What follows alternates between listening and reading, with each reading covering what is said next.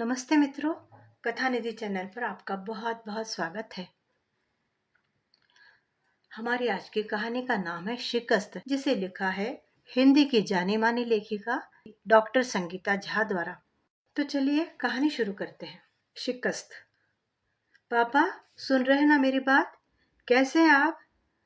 अब तो एक हफ्ता हो गया आपको अस्पताल में एडमिट हुए। कैसी तबीयत है? पापा, आई लव यू। आप भी ना, क्या जरूरत थी बाहर जाने की, जिद करने की? मैं आपकी गुड्डी हजारों मील दूर बैठी हूँ। सारी इंटरनेशनल फ्लाइट्स बंद पड़ी है और आप भी ना कोरोना लगा बैठे। मैं लगातार फोन पर बोली जा रही थी। उधर से एक कड़कता जवाब आया, ओम त्र्यंबकम यजामहे। मैं ना कहता था गुड्डो, मैं 100 साल जीऊंगा। बचपन से महामृत्युंजय जाप करता आ रहा हूँ। तुमने क्या सोचा पापा यूएस में स्वर्ग सिधार जाएंगे और तुम्हारी छुट्टी? पापा, आप भी ना, मैं तो आपकी क्वीन विक्टोरिया हूँ। मैं भला ऐसे कैसे चाहूंगी? सिर्फ तू ही मुंह की डीजे है। इतनी मेरी चिंता थी तो मुझे 7 समुंदर पार क्यों आने दिया? वहीं मुझे अपने साथ नहीं रख सकती थी? पापा, आप भी ना, आप और भाई की तो जिद थी।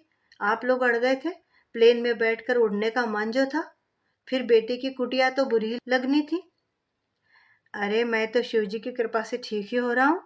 मेरा ग्रीन कार्ड भी आ गया है। यहाँ से बाहर आते ही आशु को बोलकर सीधे लखनऊ, गोमती नगर, जहाँ मेरे जिगर का टुकड़ा रहता है, आ जाऊंगा। दिल बाग बाग हो गया। पापा को कोरोना हुआ है सुनकर ही मेरे होश उड़ गए थे। महामृत्युंजय जाप पापा सालों से जपते आ रहे थे और कहते थे मैं तो 100 साल जीऊंगा। मेरे लिए तो बाणों की शैया लगानी पड़ेगी। मैं बहुत हंसती थी और डरती भी थी, क्योंकि माँ को गुजरे तो सालों हो गए और मेरे यह शेर पापा, इनको फालिज मार गया था, जिससे बड़ी मुश्किल से वॉकर का सहारा लेकर चलते थे। आंखों से भी धुंधला दिखता था, पर मजाल है कि सपनों में कोई कमी आई हो। लेंस की सहायता से पूरा अखबार शुरू से आखिर तक पढ़ते। रशिया के कितने टुकड़े हुए से नेपोलियन हिटलर के खानदान की गहरी मालूमात रखते थे। हमेशा उनका उत्साह देख मैं हैरानी होती थी। हमेशा माँ के साथ साथ रहते थे। बेटा यानी मेरे भाई, यथा नाम तथा गुण। आशुतोष यानी सूर्य, ठीक सूर्य की तरह रोशनमान थे।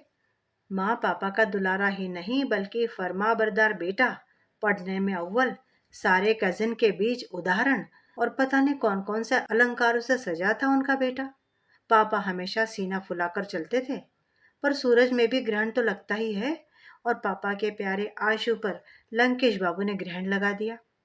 पापा के ही डिपार्टमेंट में एक स्वजातीय चपरासी हुआ करते थे, लंकेश बाबू जी सर के अलावा उनकी कोई आवाज हम में से किसी ने नहीं सुनी थी।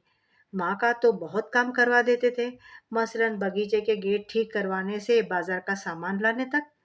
आशु हॉस्टल में रहता था, इससे उसका और लंकेश बाबू का कभी सामना नहीं हुआ था। कभी अगर माँ किसी शादी ब्याह में शहर से बाहर जाती, जो कि पापा को बिल्कुल भी पसंद नहीं था, यह लंकेश बाबू पापा का खाने से लेकर हर जरूरत का एक अच्छी पत्नी की तरह ध्यान रखते थे। कई बार हंसी ठिठोली भी करते। लंकेश बाबू के गाल पकड़ कर कहते, अरे लंकेश, तुझे तो औरत होना था, गलती से मर्द बन गया है। लंकेश बाबू के कानों में जूं तक नहीं रेंगती थी। मुझे और माँ को जब इन सब बातों का पता चलता, तो हम पापा पर गुस्सा और लंकेश बाबू पर दया भी करते थे। लंकेश बाबू सिर्फ नाम के लंकेश थे। मेरी शादी की सारी जिम्मेदारी लंकेश बाबू पर ही थी। सारी व्यवस्था उनकी निगरानी में ही हुई थी। जैसे दशरथ ने कैकेयी को वर दिया, ठीक वैसे ही पापा ने लंकेश बाबू से कहा कि तूने मेरा दिल जीत लिया है, बोल क्या चाहिए, मांग ले।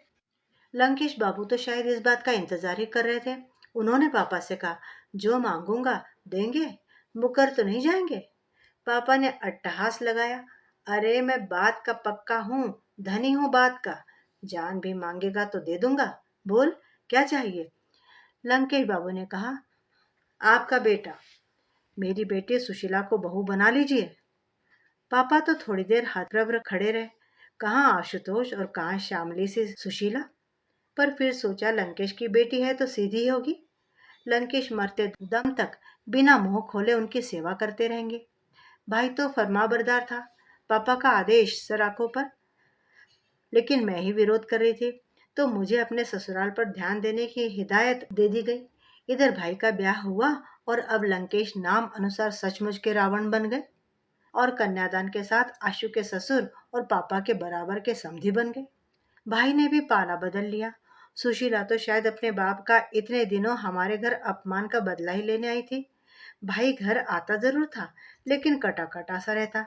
भाई की मदद से लंकेश बाबू की बिस्लरी बॉटल की एक फैक्ट्री खुल गई थी।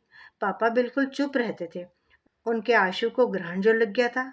मुझे तो भाई ने चुगलखोर और एक गंदी औरत का दर्जा दे दिया, क्योंकि मैंने उसकी आंखें खोलने की कोशिश की थी। मैं और भाई दो ग्रहों की तरह अपनी अपनी धुरियों में घूमने लगे, जहां टकराने की कोई गुंजाइश थी ही नहीं। कभी रक्षाबंधन तो कभी भाई दूज में एक ठंडा सा शब्दों का फोन पर मिलन होता था, जो आपस की दूरियों को और भी बढ़ा देता था। माँ तो भाई की शादी से लगभग टूट सी गई थी। कभी भाई के ससुराल किसी त्योहार में गई भी, तो लंकेश और लंकिनी ने उनके स्वाभिमान को तार तार कर दिया। भाई से कभी इसकी शिकायत भी की, तो उसने भी दो टूक उत्तर दिया, सब आपके पति के कर्मों का फल है। पापा जी को इतना सताया है, पहले मम्मी जी और बच्चे उस अपमान को भूल थोड़े सकते हैं। पापा माँ पर बरस पड़ते, कमीनों के यहाँ जाने की क्या जरूरत थी। किस मुंह से पापा को बताती कि उनका आशु अपने ससुराल में पत्नी के साथ वट सावित्री के लिए आया था। भाई सास ससुर को पापा जी और मम्मी जी कहकर अपने पिता के पुराने बर्ताव की माफी मांगता रहता था। एक बार सुशीला पापा और माँ से मिलने गई, तो पापा तो भरे बैठे थे। उन्हें तो इस बात का भी इल्म नहीं था कि उनके शब्द उन्हें उनके आंसू से हमेशा के लिए दूर कर सकते हैं। उन दिनों सेल फोन नहीं थे, ना ही एसटीडी फोन का ही इतना रिवाज था। माँ की एक चिट्ठी में सुशीला के व्यवहार का जिक्र था। मैंने जवाबी चिट्ठी में पापा को समझाते हुए लिखा था कि वे शिवजी बन जाए और बुरा भला सब कुछ अंदर पचा ले। पता नहीं कैसे वह चिट्ठी सुशीला के हाथों पड़ गई। उसने तो हंगामा ही मचा दिया और भाई के कान भर दिए। पापा ने भी जवाब में खूब उल्टी सीधी बातें कही। लंकेश की परवरिश पर उंगलियां उठाई गई। सुशीला ने यह सुना तो एक ही पल में मैं बहन से घर तोड़ने वाली औरत बन गई। भाई बचपन से की गई मेरी शरारतों को मेरे किरदार से जोड़ता गया। कब मैंने उसकी झूठी शिकायत कर उसे मार खिलाई थी, और न जाने कितने इल्जामों ने चरित्र को मेरे दागदार कर दिया। पापा भी चिल्लाते रहे, लेकिन उनके आंसू को ग्रहण लग ही गया था। एक ही झटके में सारे तार तोड़ लंकेश की लंका का हीरो बन गया। लेकिन कहते हैं ना कि ऊपर वाले की लाठी में आवाज नहीं होती। पापा के सूरज को ग्रहण लगाने वाले लंकेश का दूसरे ही दिन हार्ट अटैक से देहांत हो गया। सुशीला और भाई ने फिर पापा को ही जिम्मेदार ठहराया, और भाई दामाद से उस घर की जिम्मेदारी उठाने वाला बेटा बन गया। माँ पापा अपने टूटे दिल के साथ जीते रहे। माँ कभी कभी चुपचाप, जब भी भाई अमेरिका से अपने ससुराल आता, तो बच्चों से मिलने चली जाती। मेरे और भाई के ग्रहों ने आपस में टकराना ही बंद कर दिया था। माँ अंदर ही अंदर घुलती जा रही थी और आशु से अपनी दूरी का इल्जाम पापा और मेरे पत्र पर थोपने लगी। माँ बीमार भी रहने लगी थी। पता नहीं कैसे भाई का दिल पलटा और माँ से मिलने अकेले ही चला आया। मुझसे भी फोन पर बात की। मैंने पिछले सारे इल्जामात भुला दिए और फोन पर बड़ी देर तक बात की। पापा ने तो अपने दरवाजे बंद ही रखे। अलबत्ता माँ जरूर डव सोप, इम्पोर्टेड क्रीम आदि चीजें यूज करने लगी थी। माँ धीरे धीरे इतनी कमजोर हो गई थी कि बिस्तर ही पकड़ लिया। माँ के मरने पर पहले भाई और फिर बाद में 13वीं में सुशीला मैडम, जो अब अमेरिका में शशि बन गई थी, आई और सारे कर्मकांड भी किए। सारे रिश्तेदार गदगद हो रहे थे। ऐसे ही पुत्र और पुत्र वधु की कामना कर रहे थे, जो अंतिम क्रिया इतनी तन्मयता और समर्पण से करते हैं। किसी को भी माँ पापा का अकेलापन याद ही नहीं रहा। मैं तो बेटी थी जो पराई थी, पर घर तोड़ू चुगलखोर, और अब तो माँ की पुरानी साड़ियाँ समेटने से लालची भी बन गई थी। पापा सिर्फ चुप थे और भाई भाभी का ड्रामा देख रहे थे। माँ के जाने के बाद पापा अकेले थे। अब सेल फोन, एसटीडी आ गए थे। भाई का नंबर रिश्तेदारों के पास भी था, जिससे वह पापा की खोज खबर रखता था। पापा अपनी जिंदगी अपनी तरह जी रहे थे। अकेलेपन में भी रोज महामृत्युंजय जाप करते, 100 वर्षों तक जीने की कामना करते। दिन भर सालों पहले दिवंगत लंकेश और उसके परिवार की बुराई करते कि कैसे उन्होंने उनके इकलौते बेटे को बरगलाकर अपने पाले में ले लिया था। भाई बीच बीच में आकर खोज खबर ले जाता था। मेरे यहाँ पापा का आना तो उनके उसूलों के खिलाफ था। मैं कई बार लेने भी गई तो कहते, बहन घर भाई कुत्ता, ससुर घर जवाई कुत्ता, और कुत्तों का सरदार वो ससुरा जो बस से जवाई द्वार। ये सब सुनकर मैं भी बेबस हो जाती। इसी बीच फालिज का अटैक भी हुआ, लेकिन जीने की इच्छा कम ना हुई। खाने पीने का शौक भी बरकरार था। मुंह पर तो मानो कोई पाबंदी ही नहीं थी। जो आता लंकेश के कुकर्मों का चिट्ठा खोल देते उसके सामने, जिससे लोगों का आना भी लगभग बंद हो गया था। माँ की मौत के बाद सुशीला से फोन पर यदाकदा बात होती। वह कभी अमेरिका के 4 एकड़ में बने घर पर, तो कभी बड़ी सी ऑटोमेटिक कार जो अपने आप रिमोट से पार्किंग में पार्क हो जाती है कि किससे सुनाती। मैं रुचि न होकर भी सुनती, क्योंकि भाई के फिर से रूठने का डर जो था। पापा इधर बहुत कमजोर हो गए थे, और अब शायद बेटे को खोने का दुख भी सताने लगा था। एक दिन भाई का फोन आया कि वह पापा को अपने साथ अमेरिका ले जा रहा है, और अब पापा वहीं रहेंगे। मैं तुरंत पहली फ्लाइट से पापा से मिलने पहुंच गई। भाई पहले से वहां था। दोनों के बीच याराना देखकर मन बहुत प्रफुल्लित हुआ। भाई मुझसे भी अच्छी तरह मिला, बार बार सुशीला की तारीफ कर रहा था। सुशी की इच्छा है कि पापा हमारे साथ रहे। बच्चे भी अब बाहर पढ़ते हैं, इतना बड़ा घर खाली पड़ा रहता। सुशी ने भी एक स्कूल ज्वाइन कर लिया है, पापा को भी अच्छा लगेगा। यह स्कूल घर से लगा हुआ है, और सुशी की केमिस्ट्री में मास्टरी है। फिर कहने लगा, सुशी की मम्मी जी बहुत सालों से उनके साथ रह रही हैं, उन्हें भी कंपनी हो जाएगी। मैं थोड़ा डरी भी। फिर लगा, पापा कौन सा मेरे साथ रहने को तैयार है। पापा को सालों के बाद गुनगुनाते सुना मैंने। भाई पापा को बड़े अच्छे कपड़े पहना कर ले गया। मैं उनके साथ एयरपोर्ट तक गई। पापा तो अमेरिका जाने के नाम से ही इंग्लिश में बातें करने लगे थे। अमेरिका में पापा के जीवन का एक नया अध्याय शुरू हुआ। भाई जब पापा को लेने आया तो लंकिनी को उनके बेटे के पास छोड़ गया था। पापा को रोज खुशबूदार सोप से नहलाया जाता। उनके लिए मोटराइज्ड व्हील चेयर खरीद ली गई। एक सुंदर सी आया जैनी, जो कि फिलीपींस से थी, रखी गई। पल पल की खबर वीडियो कॉल के द्वारा मुझे भी दी जा रही थी। पापा को तो इतना खुश मैंने कभी नहीं देखा था। सुशी जब अपने स्कूल जाती तो पापा और जेनी अपने अपने तौर तौर तरीके एक दूसरे को सिखाते। मुझे तो इल्म भी नहीं था कि भारतीय पकवानों की रेसिपी पापा को इतनी अच्छी तरह याद थी। वे जेनी को करीब करीब सभी रेसिपी सिखा चुके थे। भाई भाभी जिस तरह पापा का ध्यान रख रहे थे, मैं और सारे रिश्तेदार बड़े चकित थे। सबके राय सुशी को लेकर बदल रही थी, और रिश्तेदार पहले हुई सारी दूरियों के लिए माँ और पापा को ही जिम्मेदार ठहराने लगे थे। मैं बड़े असमंजस में थी, पर पति ने भी समझाया, अंत भला तो सब भला। सबसे महत्वपूर्ण बात तो यह थी कि पापा बहुत खुश थे, और पापा की सारी इच्छाएं बिना मांगे पूरी होती जा रही थी। रोज मुझसे बात करते, और लगभग सभी रिश्तेदारों से भी प्राय वीडियो पर बातें करते। मेरी और पापा की बातें कुछ इस तरह होती, I am very happy here, ये लोग बहुत अच्छा ख्याल रखते हैं मेरा। आज जेनी ने मेरे लिए खूब अच्छा पिज्ज़ा बनाया।